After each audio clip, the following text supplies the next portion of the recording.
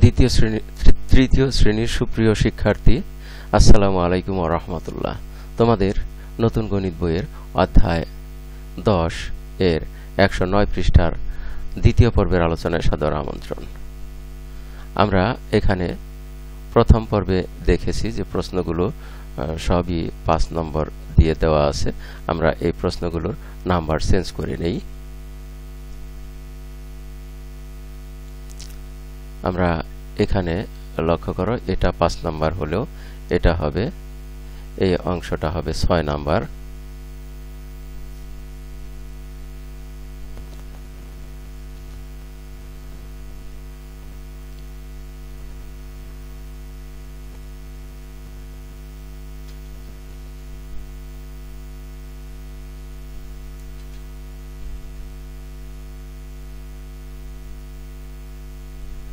তারপরে এটা ঠিক হয়নি, এটা হবে 7 নাম্বার। তারপরে এটা হবে 8 নাম্বার, এটা হবে 9 নাম্বার, এটা হবে 10 নাম্বার,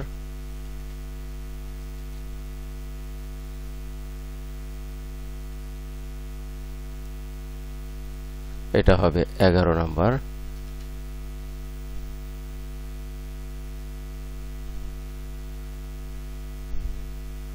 এটা হবে 12 নাম্বার,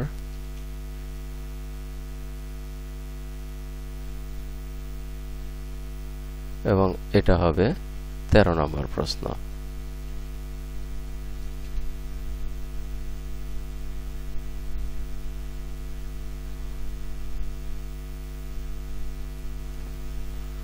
আর এই নাম্বারগুলোকে আমরা ক্রস দিয়ে দিব।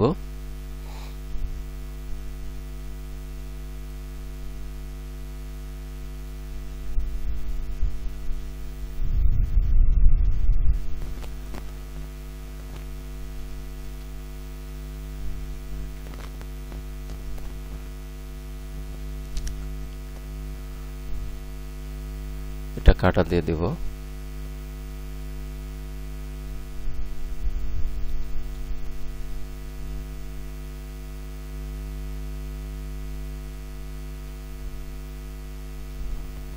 এটাকেও কাটা দেব।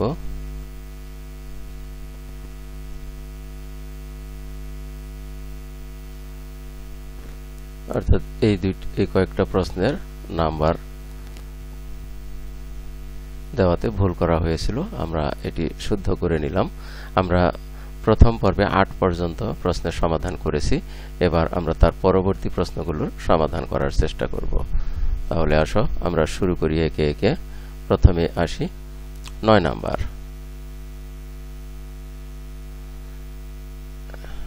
এই 9 নাম্বার প্রশ্নের সমাধান করব এখন।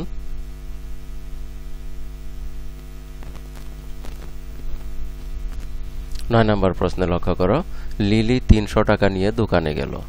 সে 120 টাকা 65 পয়সা দিয়ে একটি জুতা কিনল।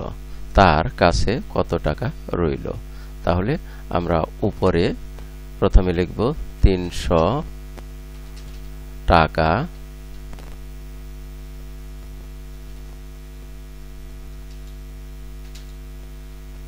শূন্য শূন্য পয়সা, যেহেতু পয়সা এখানে নেই। তারপরে তার থেকে আমরা বিয়োগ দিব 120 টাকা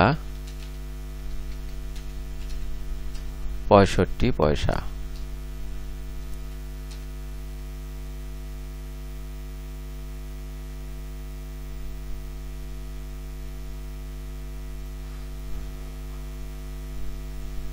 আমরা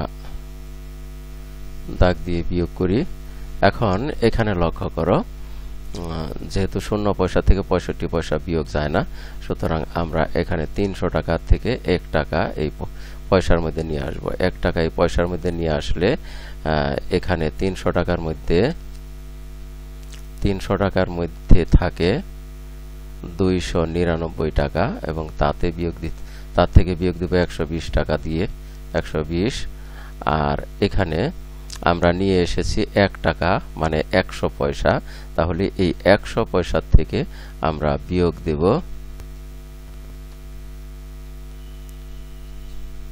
65 পয়সা। বিয়োগ দিলে কত থাকে আমরা এটা লক্ষ্য করব। এখানে দেখো, আমরা যদি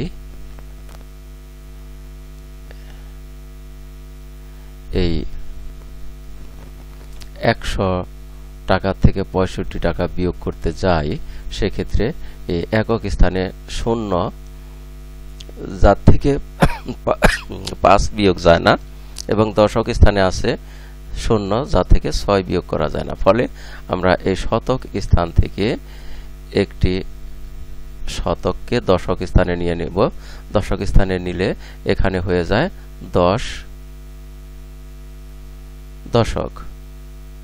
দশক স্থানে হয় 10 দশক।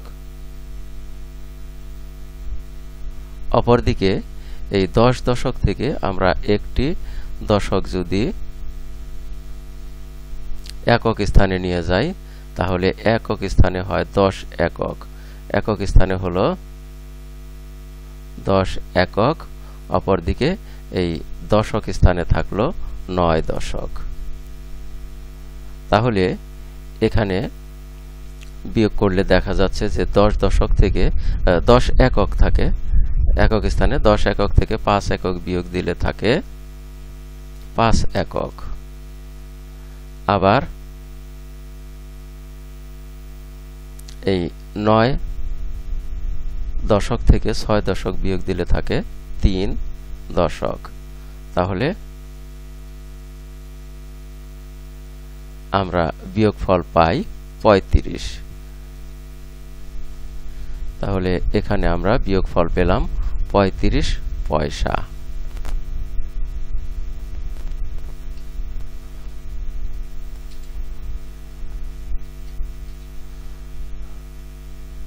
আমরা বিয়োগফল 35 পয়সা এখানে লিখলাম। আর টাকার ক্ষেত্রে লক্ষ্য করো, 299 থেকে 120 টাকা বিয়োগ করতে হবে। যেহেতু এখানে 300-র মধ্যে থেকে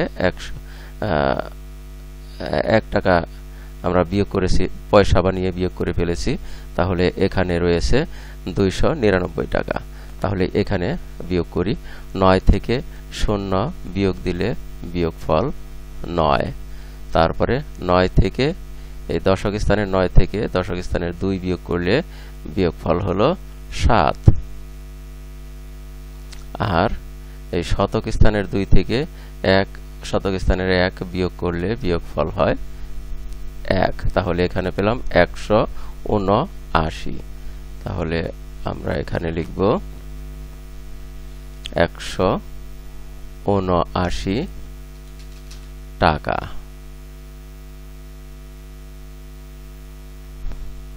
তাহলে আমরা এই অংশে বিয়োগফল পেলাম 179 টাকা 35 পয়সা। এখন উত্তরটা লিখব এইভাবে, তার কাছে 179 টাকা 35 পয়সা রইল।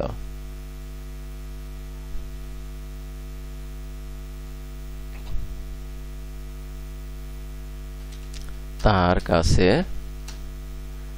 179 টাকা 35 পয়সা রইল। আমরা 9 নম্বর প্রশ্নের সমাধান করে ফেললাম। এবারে যাব 10 নম্বর প্রশ্নের সমাধানে।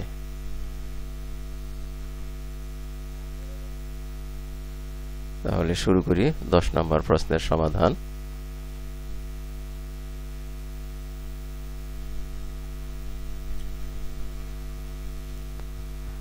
এবারে 10 নম্বর প্রশ্নটা লক্ষ্য করো।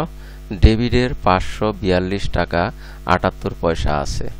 তার মা তাকে আরো 300 টাকা 25 পয়সা দিল। এখন ডেভিডের মোট কত টাকা হলো? এখানে তাহলে আমরা যোগ করব। প্রথমে এই টাকা লিখব, তারপর এই টাকা লিখে যোগ করব। তাহলে প্রথমে লিখব 542 টাকা 78 পয়সা, তার নিচে যোগ চিহ্ন দিয়ে লিখব 300 টাকা 55 পয়সা। আমরা এবার উপরে নিচে বসিয়ে নিয়েছি, এবারে যোগ করি। পয়সার ক্ষেত্রে দেখো এখানে যোগ করব 78 পয়সা এবং 55 পয়সা। এগুলো আমরা একক স্থান দশক স্থান অনুযায়ী যোগ করি। 8 একক স্থানে 8 আর 5 যোগ করলে হয় 13। 13 হলো 1 10 3 13, 1 10 3 একক 13। তাহলে একক স্থানে 3 লিখলাম এবং দশক স্থানে নিয়ে যাব 1 দশক। তাহলে দশক স্থানে আছে 7 আর 5 যোগ করে হয় 12, তার সাথে 1 দশক এখান থেকে একক স্থান থেকে নিয়েছি, তাহলে হয় 13। তাহলে 13 এখানে 13 দশক। 13 দশকে দশক দিলে হয় এখানে এরকম 133 পয়সা। কিন্তু আমরা এখানে জানি যে 100 পয়সায় 1 টাকা হয়। তাহলে এখানে 33 পয়সা রেখে আমরা এই 100 পয়সায় 1 টাকা, এই 100 পয়সাটা আমরা নিয়ে নেব। এই 100 পয়সা আমরা এই টাকার সাথে যোগ করে দেব। টাকার একক স্থানের সাথে যোগ করি 100 পয়সা অর্থাৎ 1 টাকা। তাহলে 1 আর 2 যোগ করলে হয় 3।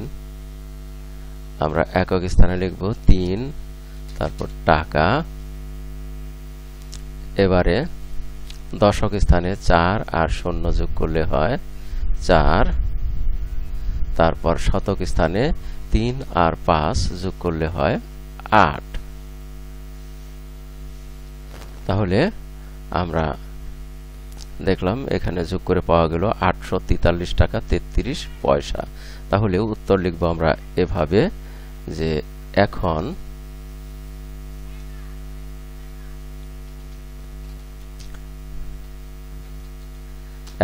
ডেভিডের মোট 843 টাকা 33 পয়সা হলো।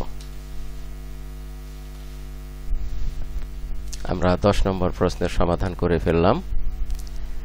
এবারে যাব 11 নম্বর প্রশ্নের সমাধানে।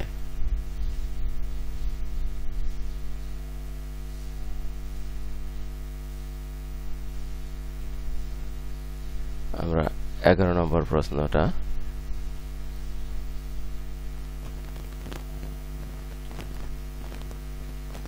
নিয়ে আসি। 11 নম্বর প্রশ্নে রয়েছে 128 টাকা 50 পয়সা বিয়োগ 77 টাকা 25 পয়সা সমান ড্যাশ টাকা ড্যাশ পয়সা। গাণিতিক বাক্যটি দিয়ে একটি গল্প তৈরি করি।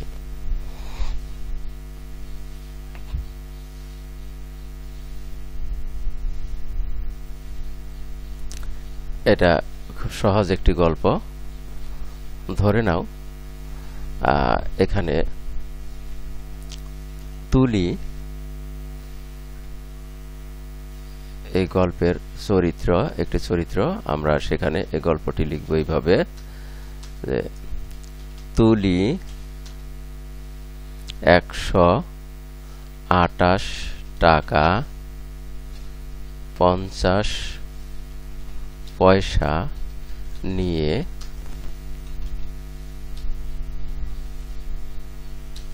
দোকানে বা বাজারে গেল। সে 77 টাকা 25 পয়সার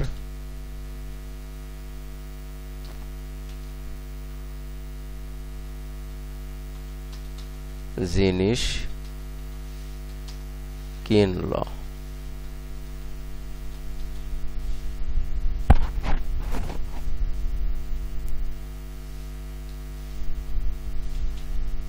এখন তার কাছে আর কত টাকা রইল?